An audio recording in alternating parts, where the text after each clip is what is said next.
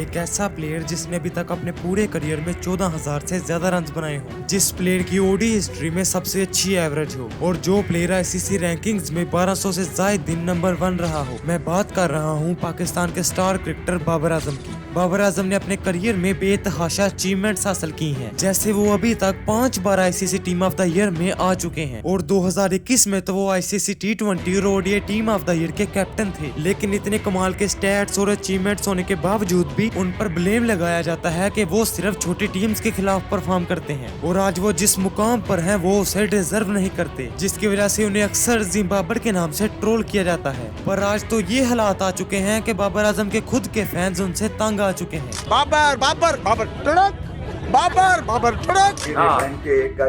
मेरे घंटे का किंग, मेरे घंटे का किंग। लेकिन क्या वाकई बाबर आजम के एवरेज प्लेयर हैं जिन्हें पीआर की मदद से हाइप दी जाती है, और क्या सच में वो सिर्फ छोटी टीम्स के खिलाफ परफॉर्म करते हैं? जानते हैं आज की इस वीडियो में। Here we go! What a century for Babar Azam! Babar Azam is their new hero, the modern hero, their captain. अगर हम बाबर आजम के अर्ली करियर को देखें तो बाबर आजम अपना ओडीआई डेब्यू 2015 में जिम्बाब्वे के खिलाफ करते हुए 54 रन बनाते हैं, जहां बाबर आजम ने अपने करियर के शुरू में ही क्रिकेट को डोमिनेट करना शुरू कर दिया था। जैसे 2016 में ही वो वेस्ट इंडीज के खिलाफ लगातार 3 ओडीआई सेंचुरीज मारते हैं। 2016 के उस वक्त में बाबर आजम के पास कंसिस्टेंसी तो थी ही, लेकिन ऊपर से वो अपनी क्लासी शॉट्स और टेक्निक की वजह से पाकिस्तान में काफी फेमस हो चुके थे, क्योंकि जिस जगह बाकी बैट्समैन स्ट्रगल करते थे वहाँ बाबर आजम आकर ऐसे बैटिंग करते थे जैसे कि वो किसी फ्लैट विकेट पर खेल रहे हों, जिसकी वजह से उन्हें 2016 में ही टेस्ट और T20 डेब्यू करने का मौका मिल जाता है। लेकिन जहां बाबर आजम अपनी परफॉर्मेंस से लोगों के दिल जीत रहे थे, वहीं उनके हेटर्स की तादाद भी बढ़ती जा रही थी, क्योंकि बाबर आजम लगातार परफॉर्म तो कर रहे थे, मगर जहां बात उनके स्ट्राइक रेट पर आती थी वहां उन पर कई सवाल उठते थे। और ऊपर से उस वक्त पाकिस्तानी फैंस ने बाबर आजम को विराट कोहली से कंपेयर करना शुरू कर दिया था, जिसकी वजह से विराट कोहली के फैंस बाबर आजम के स्ट्रॉन्ग हेटर्स और ट्रोलर्स बन जाते हैं। पर आगे चल के यही ट्रोलिंग एक एक्सट्रीम लेवल पर पहुंचने वाली थी, मगर इस ट्रोलिंग की जो सबसे बड़ी वजह थी वो थे खुद बाबर आजम। लेकिन अगर बाबर आजम के करियर पर वापस चलें तो 2017 की चैंपियन ट्रॉफी वो पहला आईसीसी इवेंट था जिसमें बाबर आजम पाकिस्तानी स्क्वाड में थे और पाकिस्तान इस चैंपियन ट्रॉफी को जीता था। इस पूरी चैंपियन ट्रॉफी में बाबर आजम ने 5 मैचेस में 133 रन किए थे, जहां उनकी एवरेज 44 की थी, लेकिन स्ट्राइक रेट था 74। मगर अभी तक बाबर आजम दुनिया के बड़े बड़े क्रिकेटर्स की जुबान पर आ चुके थे, जहां हर कोई बाबर आजम को फ्यूचर स्टार की तरह देख रहा था। और ये गलत भी नहीं था, क्योंकि बाबर आजम उस वक्त रिकॉर्ड्स पर रिकॉर्ड्स बना रहे थे, जिसकी वजह से वो 2018 में आईसीसी T20 रैंकिंग्स में पहले नंबर पर आ जाते हैं। और रही बात आईसीसी इवेंट्स की, तो उस वक्त बाबर आजम आईसीसी इवेंट्स में भी डोमिनेटेड क्रिकेट खेल रहे थे। जैसे 2019 के वर्ल्ड कप में बाबर आजम ऑलमोस्ट 70 के एवरेज के साथ 540 रन करते हैं, और यही वो टाइम था जब पाकिस्तानी फैंस बाबर आजम को किंग कहना शुरू कर देते हैं, जिसकी वजह से इंडियन फैंस काफी ट्रिगर हो जाते हैं। और इसीलिए जब जब बाबर आजम फेल होते उन्हें इंडियन फैंस की तरफ से ट्रोल किया जाता। पर ये ट्रोलिंग उस वक्त बहुत कम थी, क्योंकि बाबर आजम उस वक्त कंसिस्टेंट परफॉर्मेंस दे रहे थे। फिर चाहे वो ऑस्ट्रेलिया के खिलाफ ऐसी परफॉर्मेंस देनी हो कि खुद ऑस्ट्रेलियन प्लेयर्स आपके लिए चीयर करें। Come around the wicket, we tried over the wicket, we tried bounces, we tried reverse swing, we tried everything. He just showed his class. The lion roars, and what a way to bring up his century. यहाँ फिर विराट कोहली को हटाकर number 1 ODI batsman बनना हो। Babar Azam ICC के one day ranking में पहले number पर आ गए। बाबर आजम ने भारतीय कप्तान विराट कोहली से नंबर 1 की पोजीशन छीन ली। बाबर आजम पूरी तरह छाए हुए थे, मगर फिर 2019 में सरफराज अहमद को कैप्टनसी से हटा दिया जाता है और बाबर आजम को T20 का कैप्टन बना दिया जाता है, जो बाद में चलकर ओडीआई और टेस्ट के कैप्टन भी बन जाते हैं। मगर कैप्टन बनते ही बाबर आजम वो काम करते हैं जो उनसे पहले किसी भी पाकिस्तानी कैप्टन ने नहीं किया था, और वो काम था इंडिया को वर्ल्ड कप में हराना। 2021 के वर्ल्ड कप में पाकिस्तान बाबर आजम की कैप्टनसी में हिस्ट्री में पहली बार इंडिया को वर्ल्ड कप मैच में 10 विकेट से हराता है। This is the moment.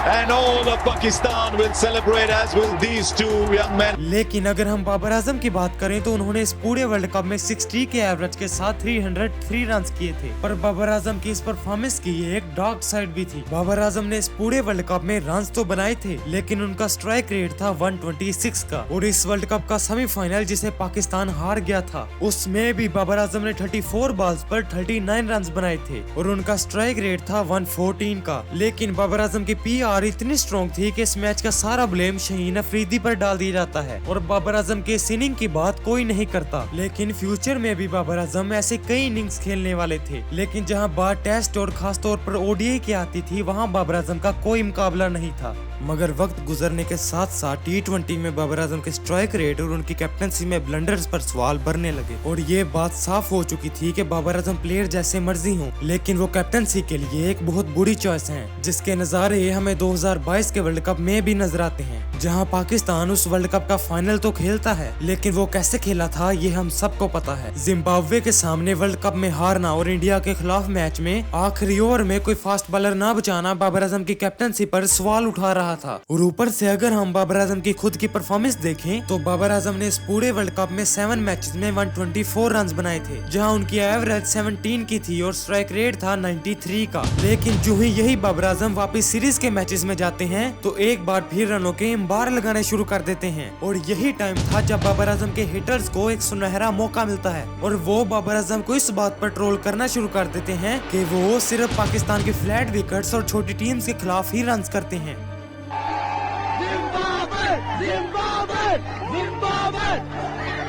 जिसकी वजह से उन पर टाइटल लगता है जिम्बाबर का। लेकिन क्या वाकई बाबर आजम ने जिम्बाब्वे के खिलाफ इतने रन किए हैं कि उन पर जिम्बाबर का टाइटल लगा दिया जाए? ये हम वीडियो में आगे जानेंगे। पर 2022 के एंड पर आते आते बाबर आजम की टी20 एवरेज 41 की थी, लेकिन स्ट्राइक रेट था 127 का। और अगर ओडीआई और टेस्ट को देखा जाए तो 2022 के एंड पर बाबर आजम टेस्ट और ओडीआई में 8000 प्लस इंटरनेशनल रन बना चुके थे, जहां उनकी ओडीआई एवरेज 59 की और टेस्ट एवरेज 48 की थी। इस वक्त बाबर आजम के ये स्टैट्स और खास तौर पर ओडीआई स्टैट्स विराट कोहली से भी बेहतर थे, लेकिन इन स्टैट्स को ये कहकर जुटला दिया जाता था कि ये छोटी टीम्स के खिलाफ बने हैं। जैसे एशिया कप 2023 के स्टार्ट में बाबर आजम नेपाल के खिलाफ 150 रन बनाते हैं, पर इस पर भी उनका ये कहते हुए मजाक उड़ाया जाता है कि जो ही बड़ी टीम्स आएंगी यही बाबर आजम फ्लॉप होंगे। और हकीकत में ऐसा ही होता है, क्योंकि अगले दोनों मैचेस जो कि इंडिया और श्रीलंका के खिलाफ थे उसमें बाबर आजम टोटल 39 रन बनाते हैं। और इसीलिए मैंने वीडियो के स्टार्ट में कहा था कि बाबर आजम के फेल होने में जो सबसे बड़ी वजह थे वो थे खुद बाबर आजम।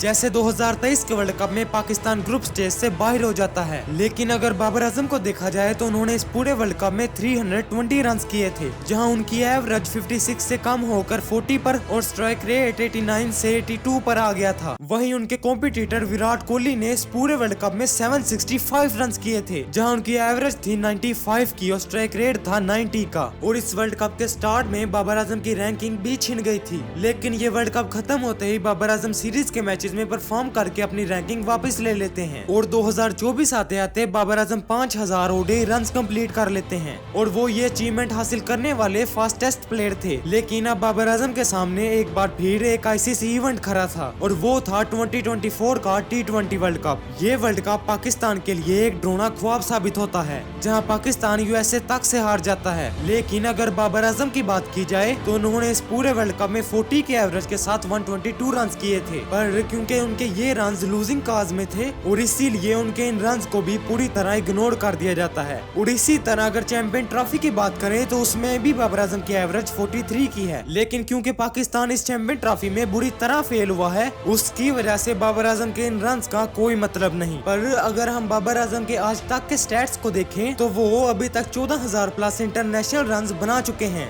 जहां वो 31 इंटरनेशनल सेंचुरीज और 100 इंटरनेशनल हाफ सेंचुरीज मार चुके हैं। लेकिन अगर देखा जाए तो ये स्टैट्स किसी एवरेज प्लेयर के तो नहीं हो सकते, पर इन स्टैट्स के जवाब में भी फ्लैट विकेट्स और छोटी टीम्स का रीजन दिया जाता है। चलिए इसे भी देखते हैं। बाबर आजम ने अपने पूरे करियर में सबसे ज्यादा रन न्यूजीलैंड के खिलाफ किए हैं, जहां उन्होंने 49 की एवरेज के साथ 1765 रन किए हैं। और अगर सीना कंट्रीज की बात की जाए तो ऑस्ट्रेलिया के खिलाफ बाबर आजम की एवरेज 48 की और इंग्लैंड और साउथ अफ्रीका के खिलाफ 40 की है। और जिम्बाब्वे जिनके नाम पर बाबर आजम को ट्रोल किया जाता है उसके खिलाफ बाबर आजम ने टोटल 640 रन किए हैं। और इन सब स्टैट्स के बाद ये साबित हो जाता है कि बाबर आजम कोई ओवर हाइप प्लेयर नहीं है, लेकिन उन्हें विराट कोहली जैसे प्लेयर से कंपेयर करना एक बहुत बड़ी बेवकूफी है। और आज तो बाबर आजम खुद कह चुके हैं कि मुझे किंग मत कहिए। सब्सक्राइब।